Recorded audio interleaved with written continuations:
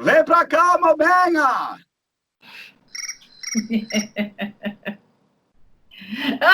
Peraí que eu não tô vendo.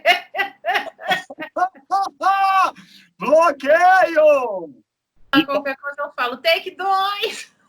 Borogodó, o Borogodó da voz.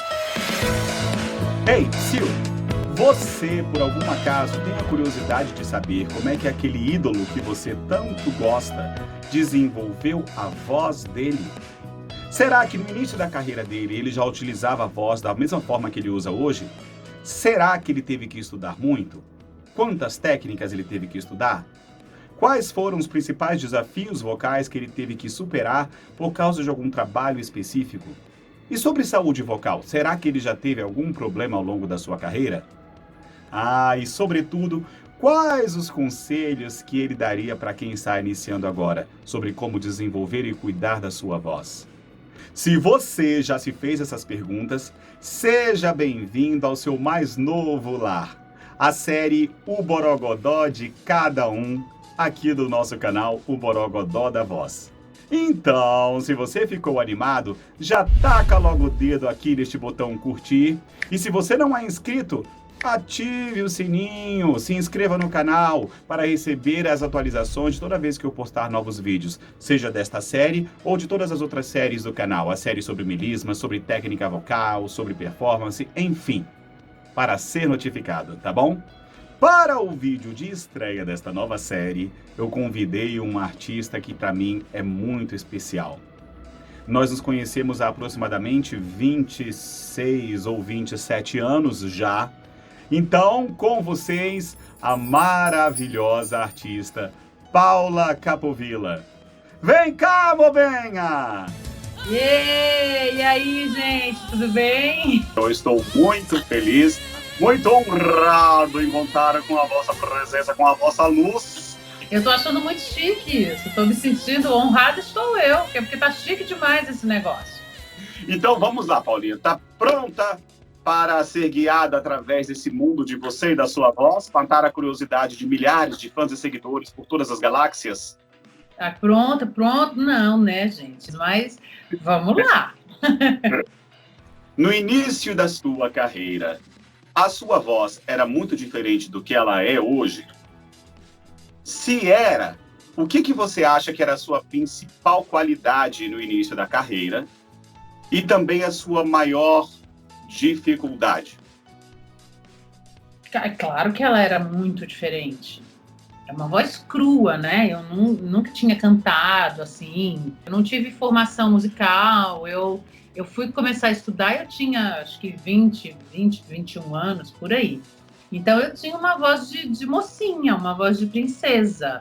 Obviamente com umas dificuldades da passagem, né? Da mistura de voz de peito, voz de cabeça, que toda menina, assim, acho que a maioria das meninas tem essa dificuldade, né? Principalmente aqui no Brasil.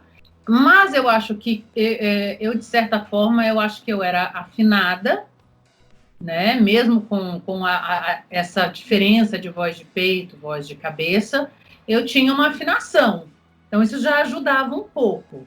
E com o tempo, isso tudo foi mudando, né? A técnica vai te ajudando a resolver os problemas e a encontrar a sua voz, né? Você falou uma coisa muito importante, né, Mobeia, que é essa história de nós encontrarmos a nossa voz.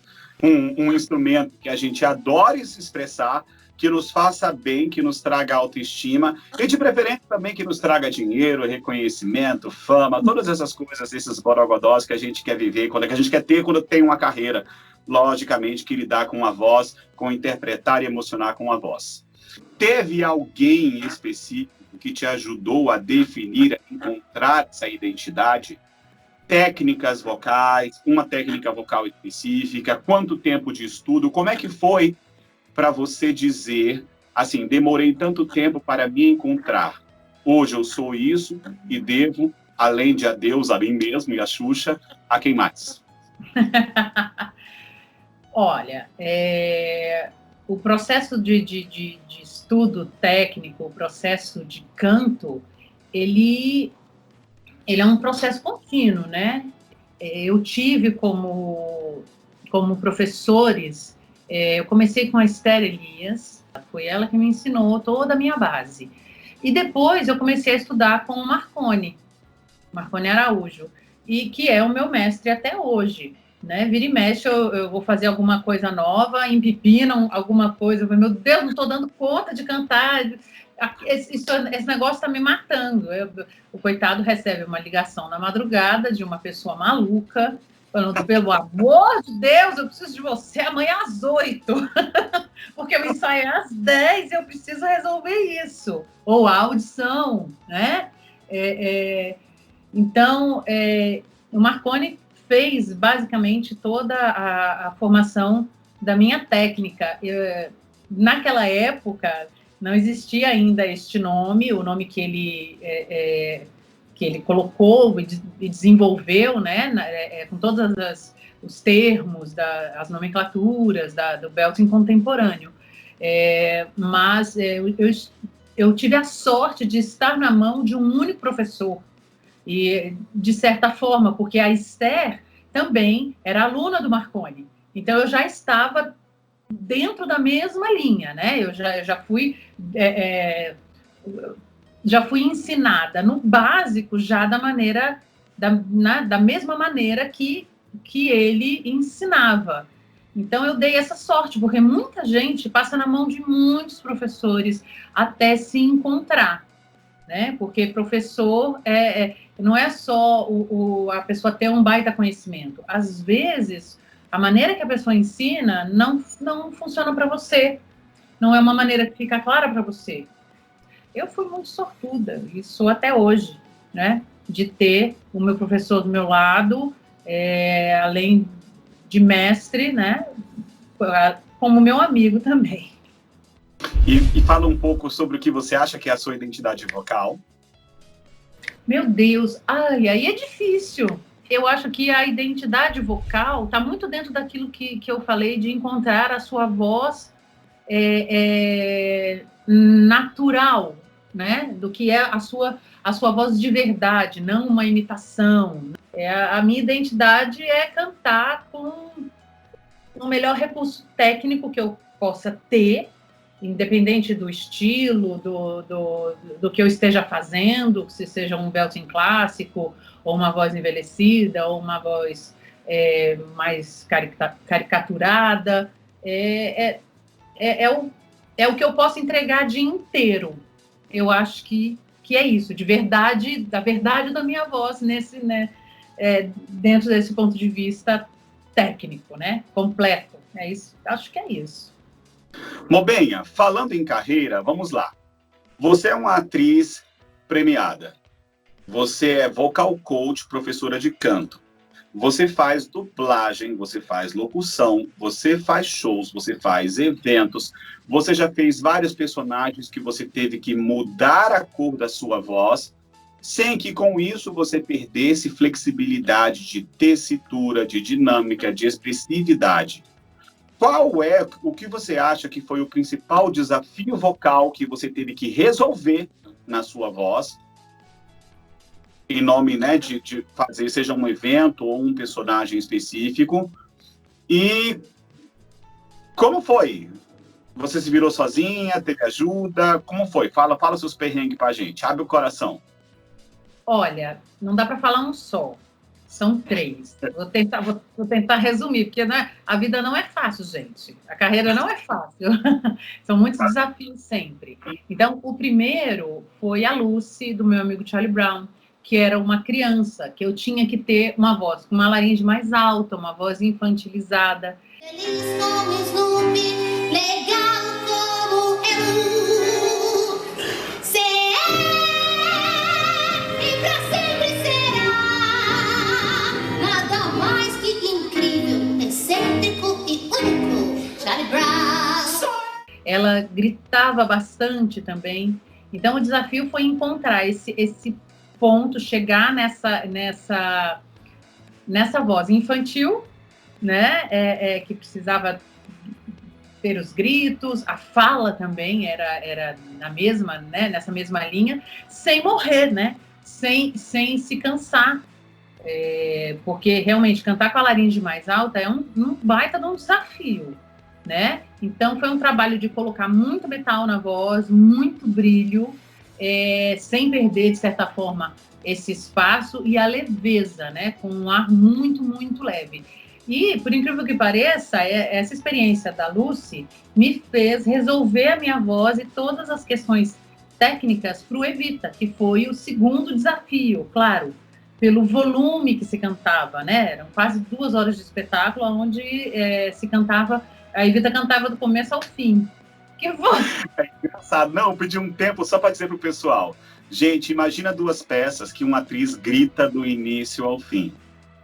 São essas 2. Meu querido, meu amigo Charlie Brown, a Lucy, do início ao fim. E depois, chega, Paula, já gritou o suficiente, já ganhou o prêmio? Não. Evita. Perón se afastou do exército e agora ele vai marchar com os descamisados, agora ele vai. Ama o povo, sente o povo, vive o povo, ele é o povo, eu sei, pois eu sou também. Grita do início ao fim. Ela é um pouco nervosa, né? Ela era muito nervosa, desde jovem até, né, quando estava morrendo. Então, assim, era uma exigência de belting muito agudo, né? Então, foi um desafio para pegar todas essas emoções, de tudo que ela passou, e ter essa resistência vocal, de cantar tanto tempo, de trazer fases e emoções muito variadas, né? Fases da vida dela e emoções muito variadas. Agora, o mais desafio de todos foi fazer Forever Young, que era uma velhinha, mas não era uma velhinha fofinha, era uma velhinha roqueira.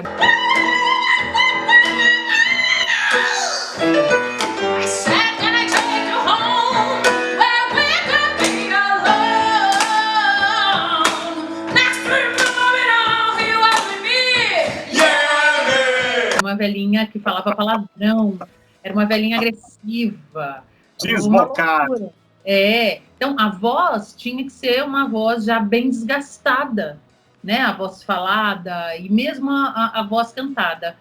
E como ela era roqueira, caiu num lado aí, num estilo que não é muito meu. Eu não tenho muito domínio do rock, dos drives, apesar de vez em quando fazer, mas ele vem muito instintivo, assim, ele vem muito sem pensar exatamente sem controle técnico nesse sentido de, eu sei o que eu faço aqui. Por exemplo, eu falo que eu não posso ensinar isso, porque vem de um jeito que eu não sei explicar exatamente como fazer. Então, eu fui pedir socorro a meu amigo, meu irmão querido, Alírio Neto, né? O Alírio me ajudou demais na questão do estilo, a desenvolver os improvisos, né? A entender aonde colocar o drive e trabalhar essa sujeira, né?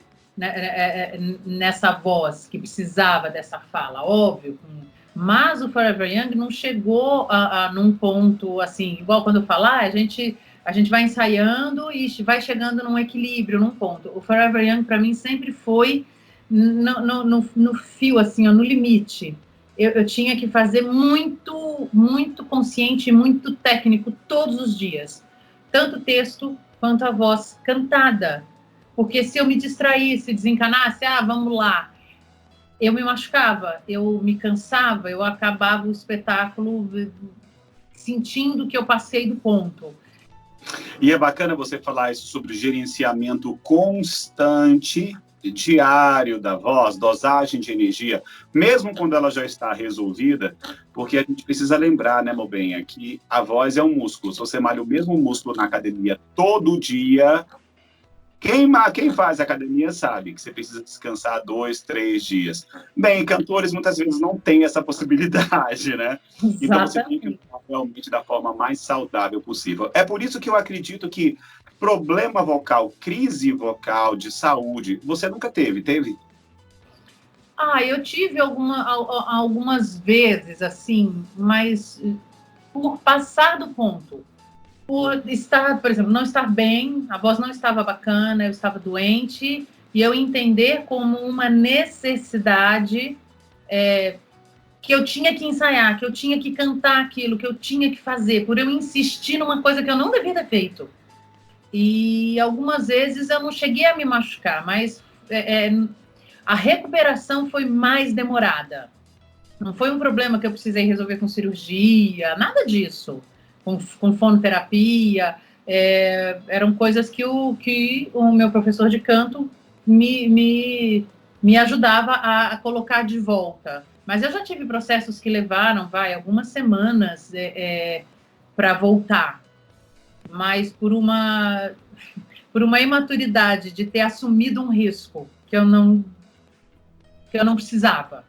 Entende? Mas é importante ressaltar, né, Paula, que, por exemplo, tem uma diferença entre você ter uma laringite, uma inflamação na prega vocal, ela está inchada, e você tem que conviver e trabalhar com isso, porque você não pode, às vezes, parar de trabalhar. Seria o ideal, mas, né, quem pode se dar ao luxo de você desenvolver um problema mais sério de nódulo, pólipo, cisto? Então, e olha, gente, isso é muito importante, porque vocês têm a Paula falando essa visão de profissional, professora e artista, né? Ou seja, de todos os ângulos. Você tem que saber até que ponto você pode literalmente abusar da sua voz, porque tem um ponto que, se você passar, como a gente costuma falar com os amigos marinos, né? Se você aniversariar o teu músculo vocal, nunca mais é a mesma coisa.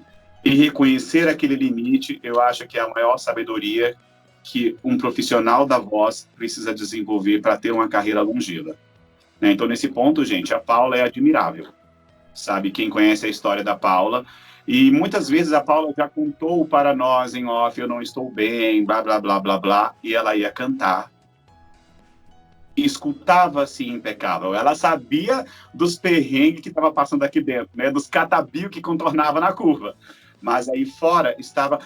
Isso é até, de uma certa forma, uma segurança, porque se você sabe se o produto lá fora está bom, é porque o controle que você está fazendo ainda é eficiente, mas principalmente os problemas são contornáveis, porque tem problemas que não são contornáveis, você precisa parar.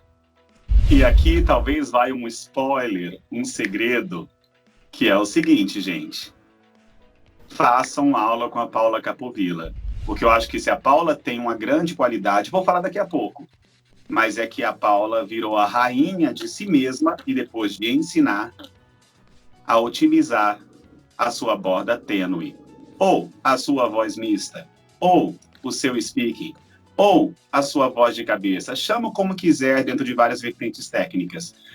Mas pense, a voz a mais leve possível sempre, de borda tênue, e de utilizá-la, a expressividade, né, desenvolver as qualidades de projeção e expressividade ao máximo.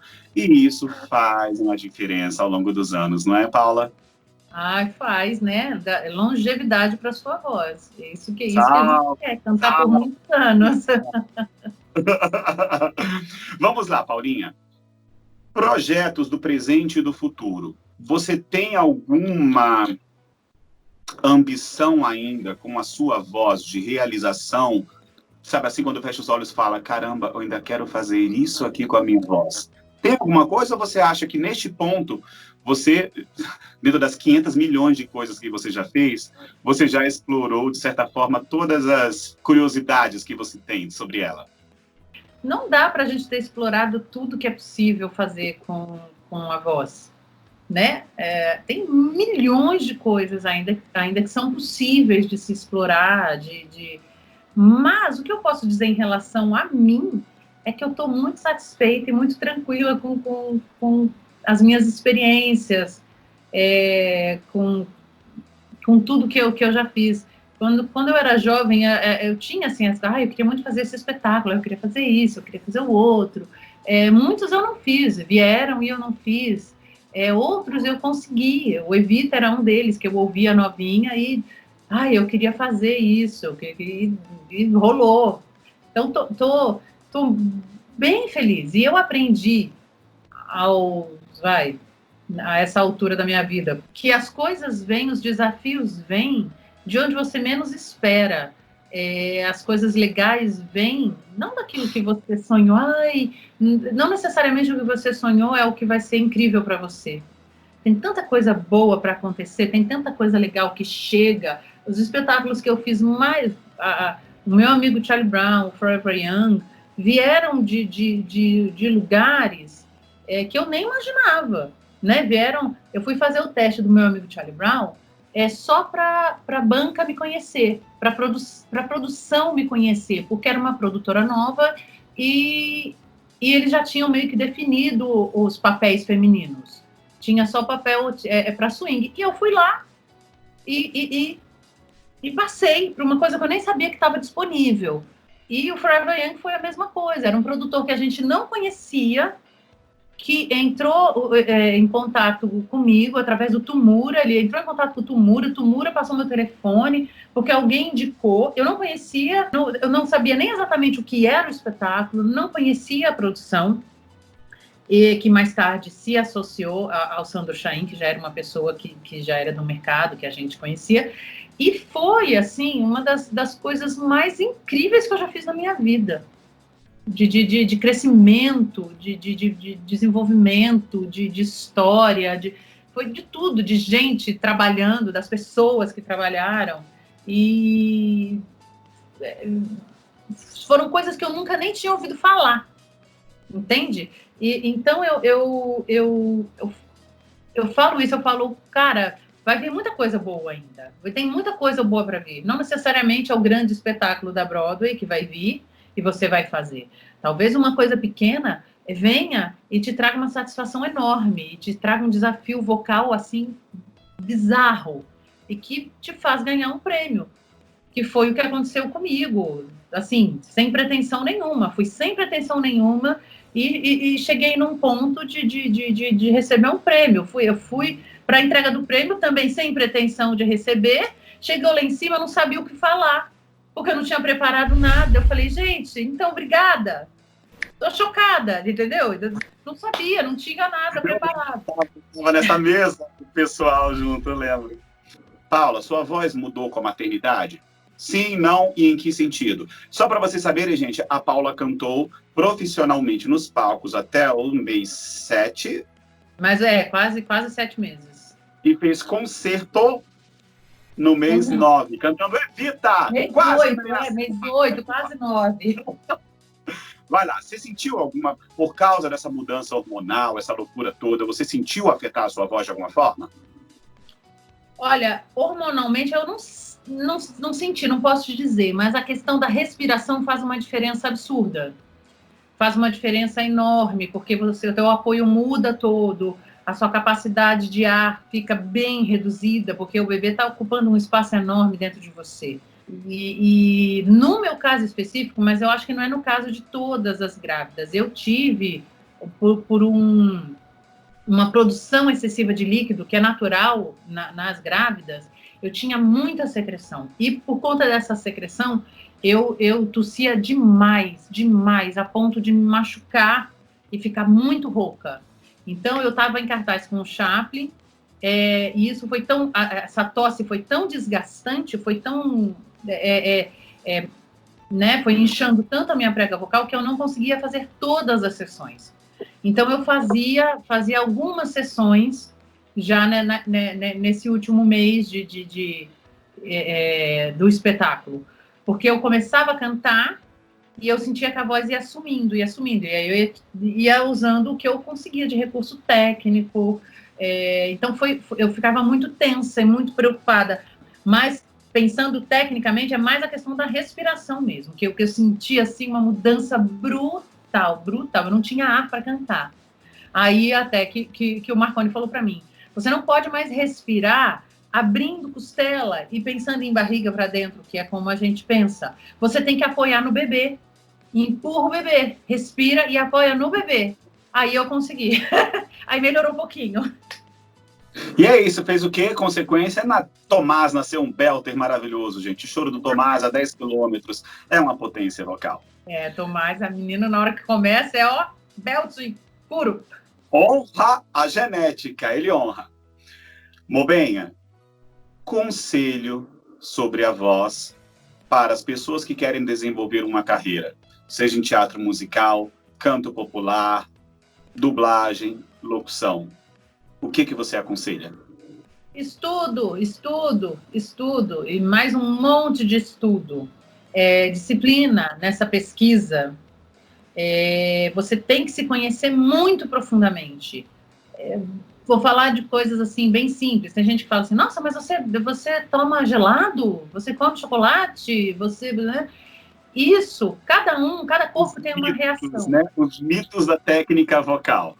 Não, tem gente, para mim, se eu tomar um refrigerante, né, enche de secreção. Uma colega nossa usava o refrigerante para limpar o que ela sentia que tinha de secreção. Para ela tomava e limpava. E ela sentia que tirava. Então, isso é o quê? Autoconhecimento. Você tem que se experimentar tecnicamente, você tem que entender o teu corpo, você tem que entender o teu emocional. Então, é uma pesquisa constante, né? De si mesmo e da sua técnica.